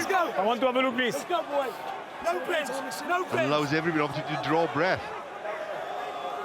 Crouch. Mine. Set. So Wigglesworth feeds the scrummage, and Vunipola picks up and tries to wrestle his way away, and does well. Vunipola makes those critical meters. Runs. And here is brother Mako rolling away from the first tackle and setting the ball back for Wigglesworth. Billy Vunipola wants it. It goes to Owen Farrell. He looks for Chris Ashton, and Chris Ashton scores. And despite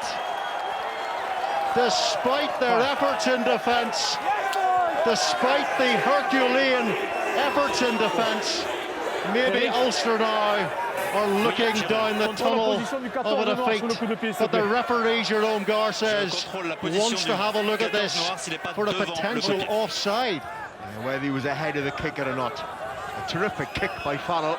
So whether or not Chris Ashton was ahead of the kicker.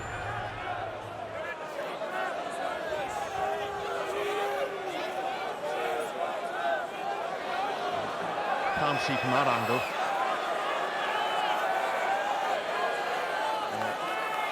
Difficult to tell from that angle.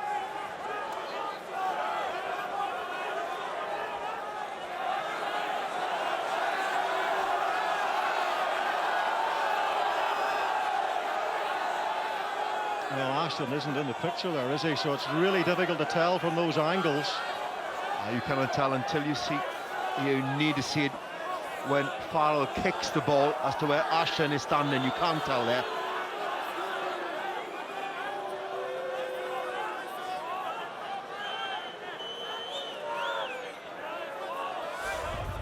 Well, it looks like we may not have Eric? the angle that provides the proof. Eric.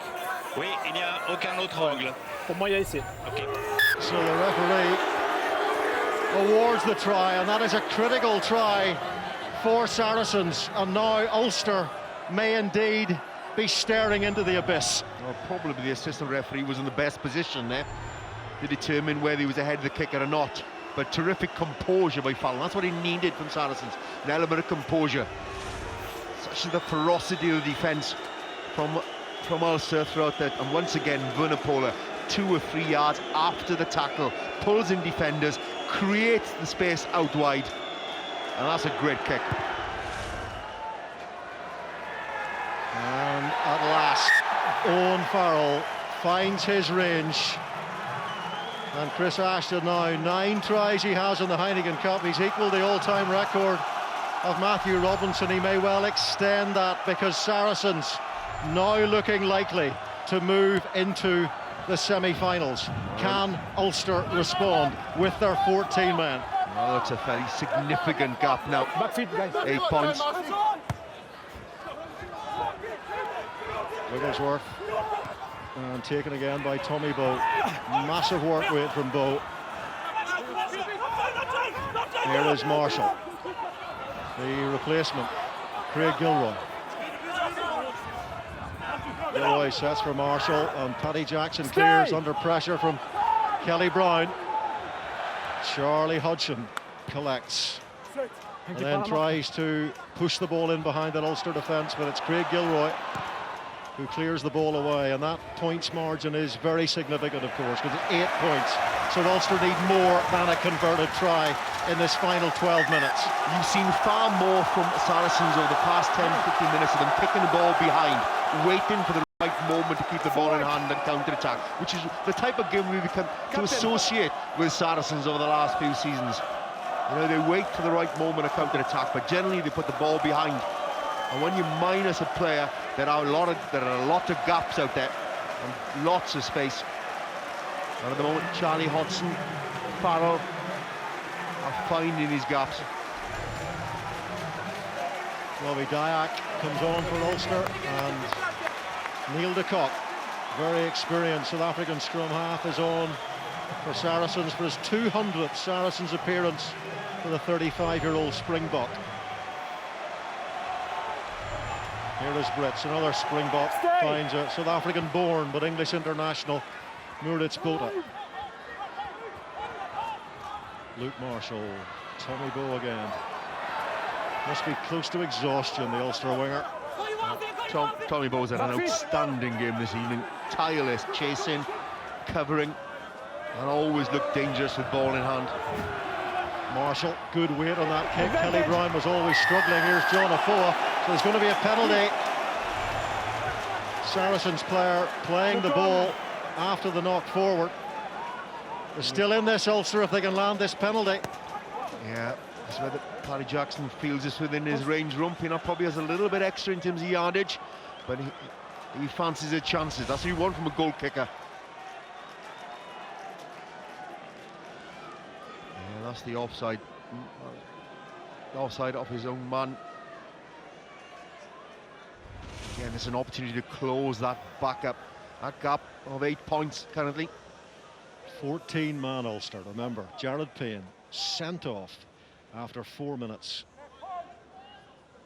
as he attempted to go for the ball in the air with Alex Good, but still in this Heineken quarter-final if you feel this goes over. And that's exactly what it does. Outstanding kick from Paddy Jackson. Under pressure, he knew how important it was for Ulster to score next. Ulster do come back and win this game, maybe. Thermopylae will have nothing on it. Do you like the Heineken Cup?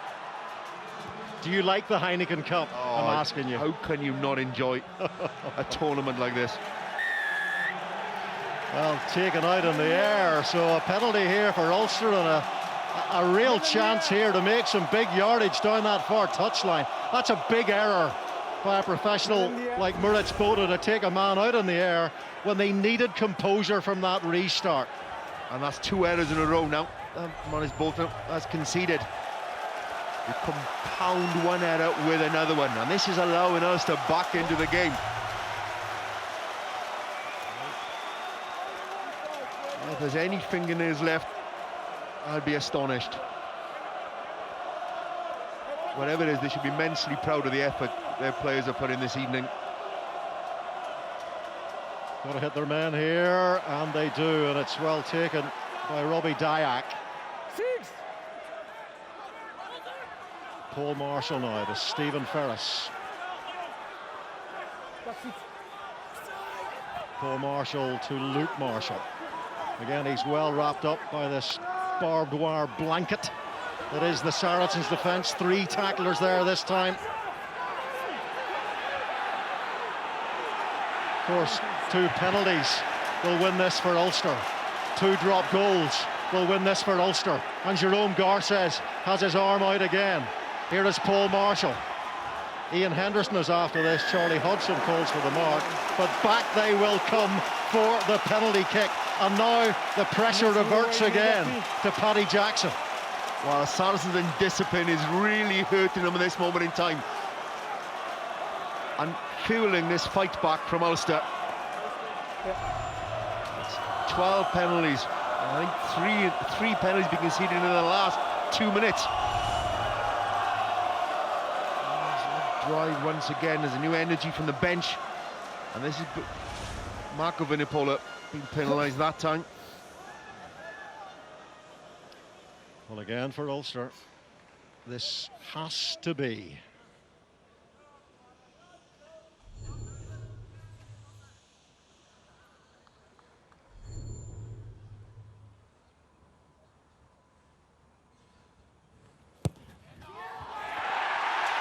And Paddy Jackson delivers again. And Ulster potentially are one kick away from victory with 14 men. Unbelievable fight back from Ulster. What character, what heart has been shown by this team. Driven on by this Ravenhill crowd.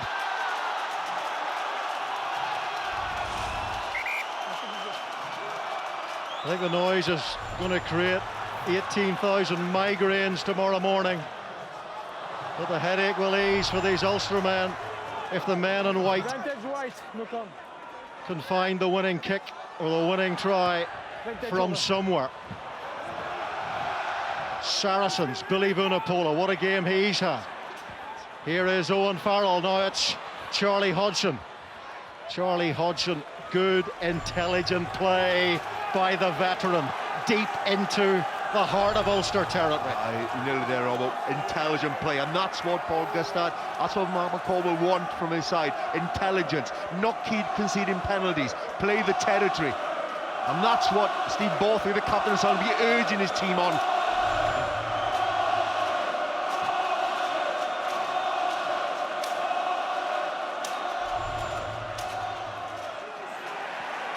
Taken by Ian Henderson. Nice and clean for Ulster. Closing in on the final 5 minutes, but they've a long way to go of Ulster. They're in their 22. Paul Marshall. And who is it yet again? He has been a titan for Saracens today, has Billy Vunipola. What a performance. Here is Farrell, and again, just pumping it into, Ulster territory. Well, that's not good from Farrell. It's going to go all the way. Is it rolling? Is it moving? And it is, I think. We're going to go all the way back.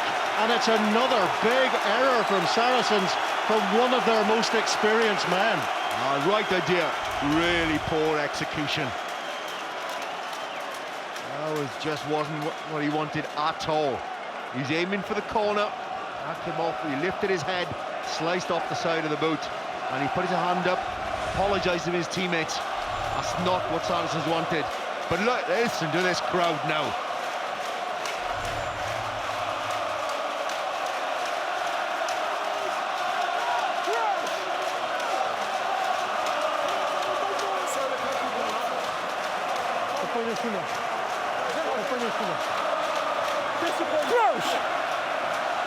I think if a jumbo jet was thrown over, we wouldn't be able to hear it. I feel it's rude to interrupt. Stay. Good scrum by Ulster. And another penalty for Ulster. Now it's just inside their own half. They haven't got the range of Ruan Pinar, but they can find the corner. Yeah, it's probably just outside Paddy Jackson's range. I think he's going to go for the corner.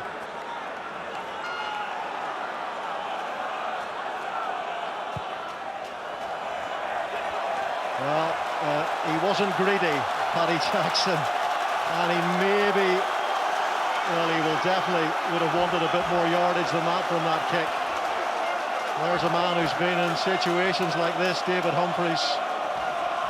He's probably calmness personified on the outside, David Humphreys. He must be bubbling inside. I remember David Humphreys dropped a couple of goals whenever Ulster beat Toulouse here in the quarters all those years ago in the late 90s, but they've lost that line out. And that is a brilliant steal by Saracens. Moritz Boda at the tail.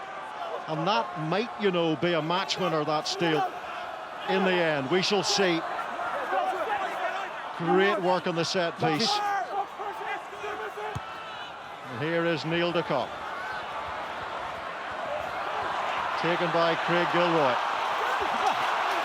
Scored the Irish try of the season in a Heineken Cup quarter-final against Munster a couple of years back. They could do with another one now. Paddy Jackson downfield. This is Charlie Hodgson.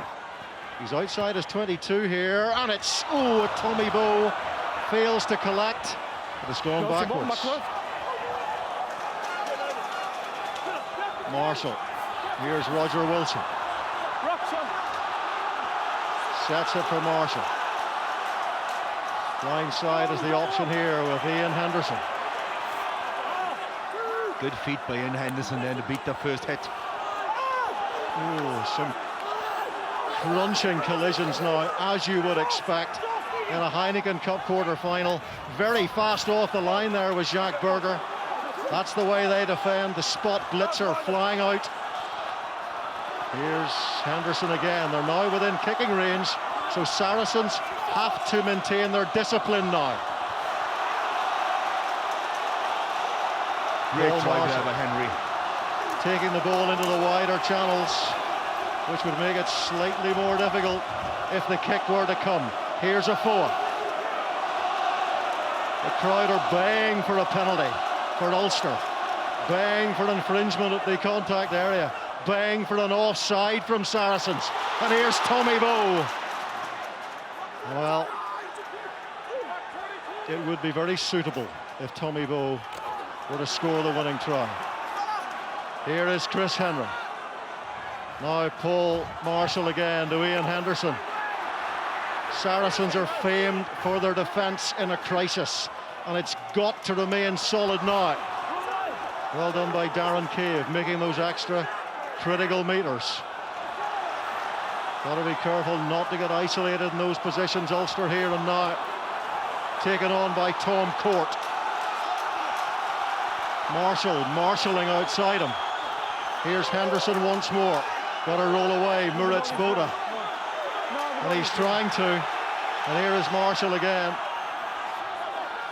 I think Hulser's ball retention has been exceptional this evening. Well, the noise is brain-splitting. Roger Wilson. 30 seconds to go. You feel that Ulster from somewhere have got to find a penalty or somewhere be able to orchestrate themselves into the field position for a drop-it goal. And at the moment, they're quite a long way out. Here is Jackson. This is reminiscent of Munster against Northampton a few years ago, when Munster went through about 40 phases before Ronan O'Gara dropped the goal, but that was in a pool game. This is at a higher level entirely. A Heineken Cup quarter-final. And there's also 15 men against 15 men. This is 14 men holding on to this ball. Here's Paddy Jackson, taken by Darren Cave. Good little move by Ulster there. That worked well. Good handling under so much pressure. Final play of the game. Here is Tommy Bowe. Very good tackle by Chris Wiles. Here is Ian Henderson. Rumbles into Billy Vunipola. Vunipola brings him down. Now Paddy Jackson for Tommy Bowe. Here is Gilroy, and now Jackson. Owen Farrell makes the tackle. He's got to roll away too. He does so. Now it's John Afoa. Matt Stevens makes the tackle this time. You know, when you're drop goal territory yet, they're not making huge yardage. They're on the ball, but they're not making big yardage. Well, Saracens are doing tremendously well to maintain their line integrity here and keep Ulster in the right place on the pitch. Here's Darren Cave. Every bone, every muscle must be aching and screaming. You've got to respect the Saracens' discipline so far. Here is Ferris. And it will be a penalty to Saracens. And it is the Wolfpack defence that wins the day in the end for the North Londoners. And Saracens progress to the semi-final in a heart-ripper of a game. The tension was sensational, but so much credit to Ulster, playing for 76 minutes with 14 men. What a game of rugby union this has been. Well, Ulster should be very proud of the stadium they built here. But they're also immensely proud of an astonishing effort by their side. The elation, the relief from the faces of the Saracens players, defensive discipline really ensured this. Ulster couldn't get into attacking range there, but what an effort that side. The bench really helped enormously coming off the bench for Ulster, and they lost their star players, Pienaar, Best,